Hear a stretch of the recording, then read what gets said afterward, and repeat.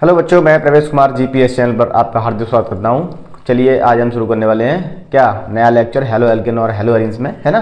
जिसमें हम पिछले में क्या पढ़ रहे थे, प्रिपरेशन मेथड, ठीक है। तो उसी कड़ी में हम आगे लेक्चर शुरू करते हैं। कुछ प्रिपरेशन मेथड रह गई थी, कुछ तो हो गई थी, कुछ रह गई थी। एक विधि रह गई थी, है ना, लास्ट मेथड है, वो हम आज कर ले रहे हैं। फिर इनकी फिजिकल प्रॉपर्टी देखेंगे और कुछ समय बचेगा तो कुछ और भी देख लेंगे, है ना। वैसे भी आपको लॉन्ग लेक्चर पसंद नहीं आता, तो इसीलिए हम कम समय में ज़्यादा कंटेंट देने का आपको प्रयास करते हैं। चैनल से जुड़े रहें और वीडियो को लाइक किया करें, ठीक है। तो चलिए बताते हैं नेक्स्ट प्रिपरेशन मेथड क्या है। देखो हम पढ़ रहे थे preparation method of halo alkane. इसमें एक मेथड रह गई थी, कौन सी, सिल्वर सॉल्ट ऑफ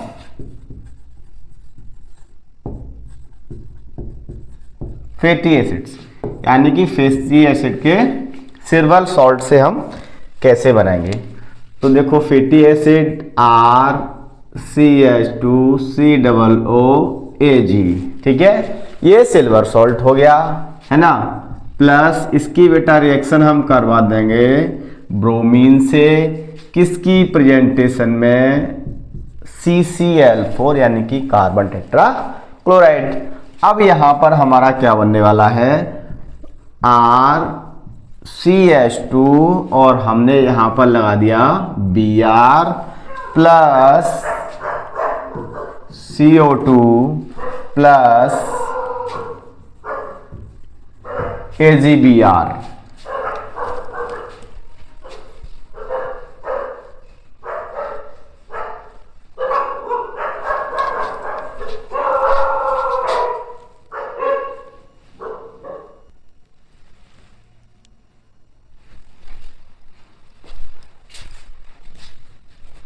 तो चलिए ये मेथड हो गई सिल्वर सॉल्ट से बनाने की। किसकी होगी भाई, सिल्वर सॉल्ट से। चलो आर की जगह पर हम लिख लें एल्काइल, तो मैंने यहां पर लिख लिया CH3 CH2 COO Ag plus और यहां पर Br2 और ये अपना CCl4 हीट और यहां पर भी लिख दें हम हीट। दोनों एक ही रिएक्शन है, केवल हमने आर की जगह पर हमने एल्काइल रख लिया है। तो हमने यहां क्या लिख दिया, CH3 CH2 Br plus CO2 plus AgBr, ठीक है। तो ये हमारा बन गया क्या बेटा, ये हमारा बन गया क्या भाई, एथाइल ब्रोमाइड। एथाइल ब्रोमाइड हमारा बन गया, है ना। और हम इसको क्या कह सकते हैं, ब्रोमो एथेन, ये इसका IUPAC नेम होगा, ठीक है। देखो बेटा इस रिएक्शन को हम होस्ट-डीकर रिएक्शन के नाम से जानते हैं।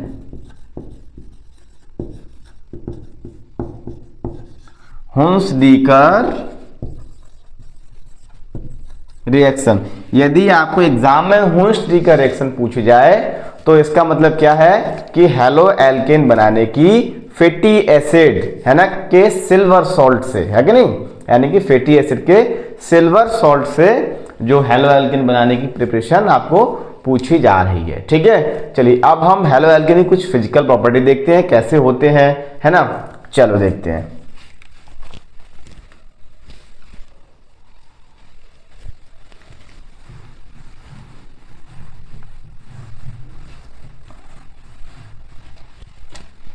तो अब हम देखें फिजिकल प्रॉपर्टी।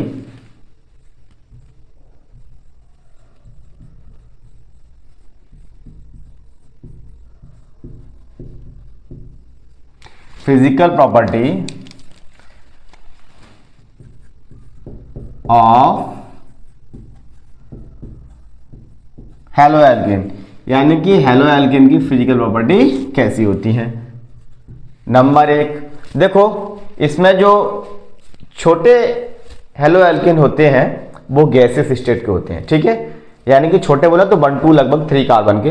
फिर इससे ऊपर वाले होते हैं वो लिक्विड स्टेट के होंगे, और जिसमें कार्बन नंबर बहुत ज्यादा होंगे, मतलब लगभग 18 से प्लस, तो वो सॉलिड या फिर सेमी सॉलिड। यानी कि जैसे जैसे कार्बन का नंबर बढ़ता जाएगा तो जो हेलो एल्केन है हमारे गैसेस स्टेट से पहले लिक्विड में, फिर लिक्विड से सेमी सॉलिड, फिर सेमी सॉलिड से सॉलिड स्टेट में कन्वर्ट होते चले जाएंगे। ठीक है, तो इसमें क्या कह सकते हैं हम, इसमें देखो यानी कि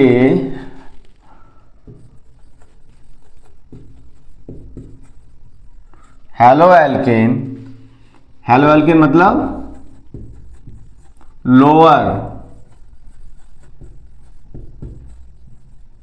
lower haloalkane. Lower haloalkane कैसे होते हैं? Lower haloalkane are gaseous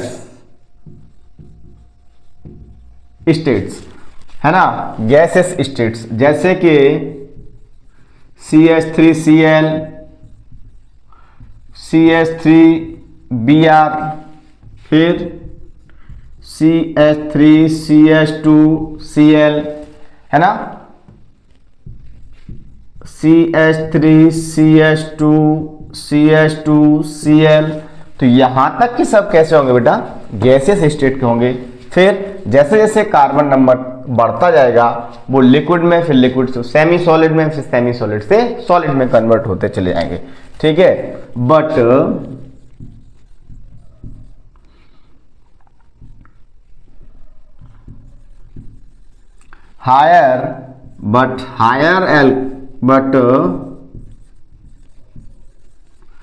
higher halo alkane, जो हायर हेलो एल्केन होंगे वो कैसे होंगे बेटा? लिक्विड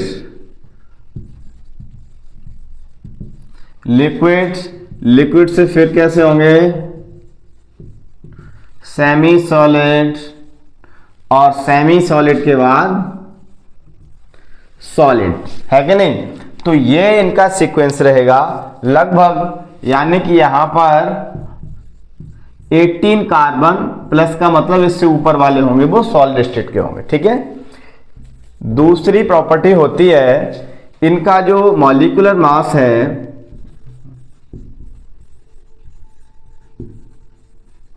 मॉलिक्यूलर मास इंक्रीज, है कि नहीं? इंक्रीज विद इंक्रीजिंग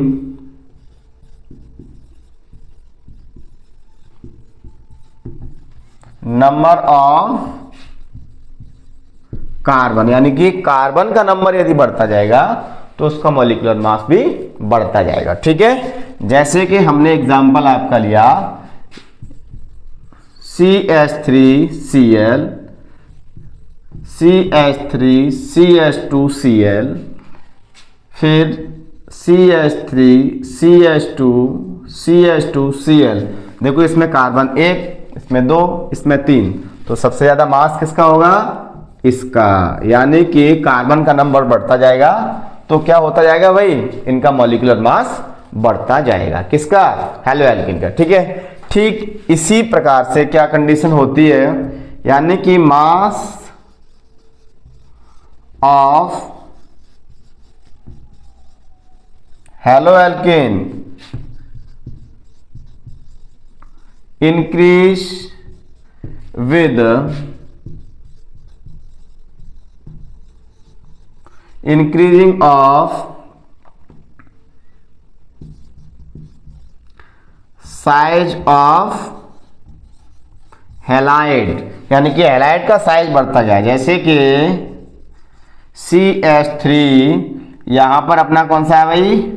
फ्लोरीन, फिर CH3 chlorine, CH3 bromine, CH3 iodine, है कि नहीं? तो सबसे छोटा साइज फ्लोरीन का, उससे बड़ा क्लोरीन का, उससे बड़ा ब्रोमीन का, उससे बड़ा आयोडीन का।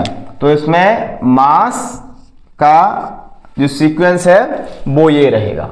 ठीक है, तो ये कंडीशन देती है। चलो अब और भी प्रॉपर्टी इसकी देख लें कैसी होती है।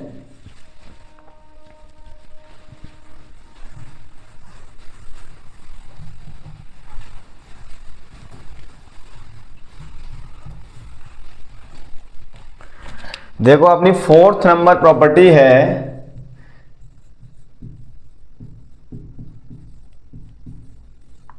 सॉल्युबिलिटी। तो हेलो एल्केन या फिर these compounds are not soluble in H2O। ये बेटा वाटर में सॉल्युबल नहीं होते, but soluble in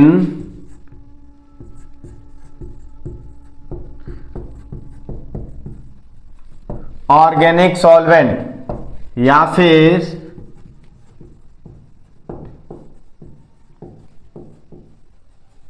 organic compound. ठीक है, तो ये इनकी कुछ क्या होती है, फिजिकल प्रॉपर्टी होती है। ठीक है, कैसी होती है, फिजिकल प्रॉपर्टी। अब हम पढ़ने वाले हैं केमिकल प्रॉपर्टी क्या होती है। ठीक है, चलिए आज केमिकल प्रॉपर्टी थोड़ी सी बताऊंगा, फिर नेक्स्ट लेक्चर में कराऊंगा पूरी केमिकल प्रॉपर्टी, है ना। तो अब हम देखें यहां chemical property.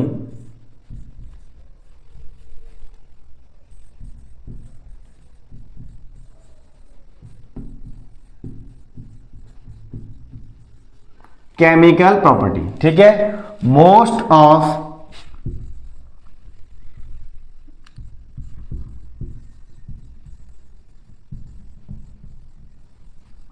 these compounds give us nucleophilic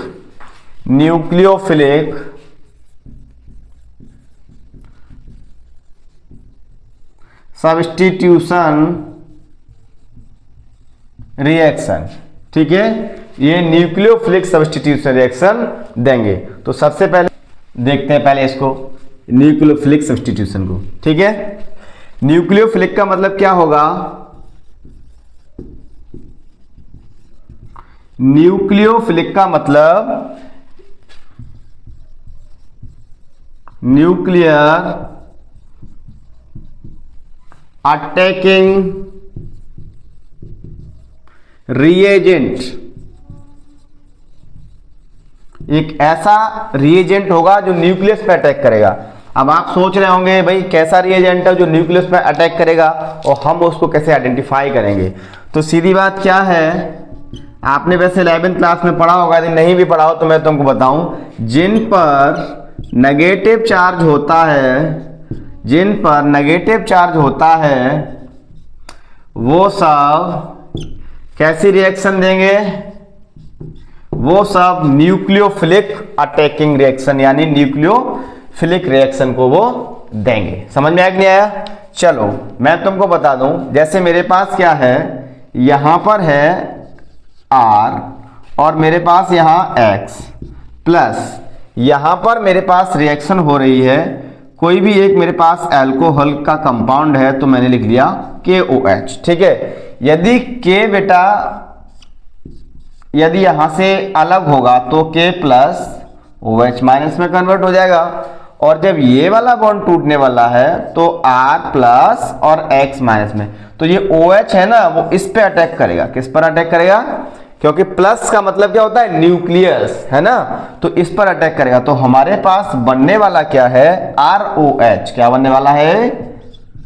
ROH plus ये KX बन जाएगा। क्या बन जाएगा, KX, और X की जगह पर हम फ्लोरीन, क्लोरीन, ब्रोमीन और ये आयोडीन कुछ भी लिख सकते हैं। इसको हम बोलते हैं न्यूक्लियोफिलिक रिएक्शन बोलते हैं। चलो एक रिएक्शन करें, ठीक है।